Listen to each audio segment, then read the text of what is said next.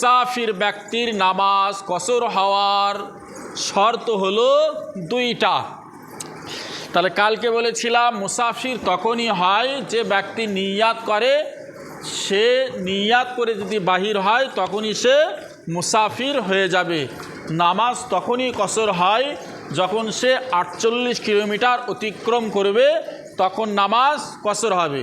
মুসাফির হওয়া আর নামাজ কসর হওয়ার দুইটি শর্ত, এক হলো নিয়াত করা, আরেকটি হলো নির্ধারিত যে মাইল আছে, নির্ধারিত যে কিলোমিটার আছে, নির্ধারিত যে মাইলটা দেওয়া আছে, নির্ধারিত যে কিলোমিটার আছে তা অতিক্রম করলেই জি তখনই ওই ব্যক্তি বা মুসাফির ব্যক্তির নামাজ কসর হয়ে যাবে। তাহলে যে মানুষটা এক কথায় পাগল সেই মানুষটার জন্য নামাজ মাপ আছে। বাকিটা মানুষ যা আছে অন্ধ, কানা, খোঁড়া, বুবা, চোখে দেখতে পায়, মাথা ব্রেন ভালো, এদের নামাজ মাপ হবে না। নামাজ মসজিদে শুরু হয়েছে, একটা মানুষ অজ্ঞান হয়ে গেছে, আর এদিকে নামাজ শুরু হয়েছে, মনে থাকবে? তারা নামাজ পড়তে পড়তে পড়তে পড়তে আর এক রাকাত বাকি আছে। কয় রাকাত?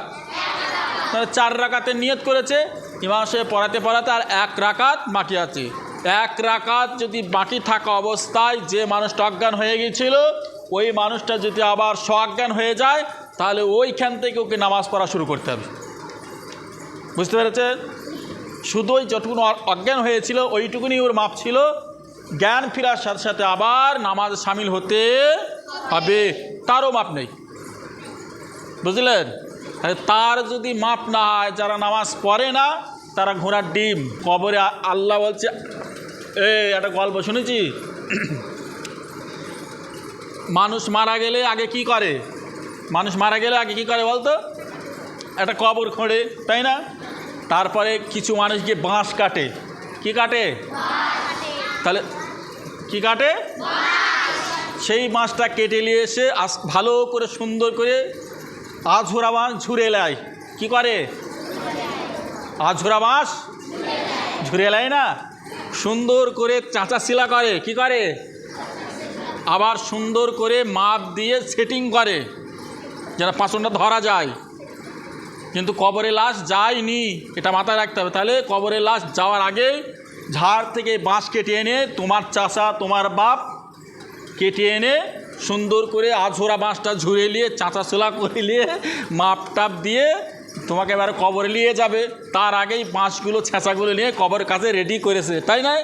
কি করেছে? তাই না? রেডি করে রেখেছে। এইবার কবর তোমাকে নামানো হবে, তারপরে একটা একটা করে সাজাবে, তাই না? এখন ফেরেশতা যে দিয়েছি বলে, বেটা নামাজ পড়েছিস? আমি পড়িনি। তা তোমার ধারে ফেরেশতা বাঁশ কাটতে হবে না, তুমি ঝুড়ে দিয়েছো।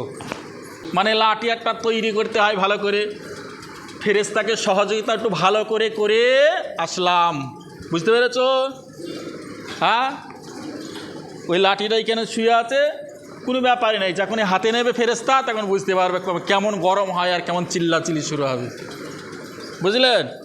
তাহলে একটা দুটা নাটি লয়, প্রায় কিছু না হলে পেরো 17 থেকে 18টা ঝাড়ের বাঁশ কেটে সেই জায়গায় সুন্দর করে সাজিয়ে দেওয়া আছে। যতক্ষণ না বুঝতে পেরেছো সাইজ না হচ্ছে ততক্ষণ ফেরেশতারা পিটবে। কি করবে? পিটাবে। তোমার বাপই ওই লাঠিটা তৈরি করে দিয়ে এসেছিল। কে? তোমার ভাই। আমরা পাড়াপতি মিলি দিয়ে এসেছিলাম যে যাই হোক সব কিছুই করলাম, শেষে বাঁশটা সাথে করে নিয়ে যাও।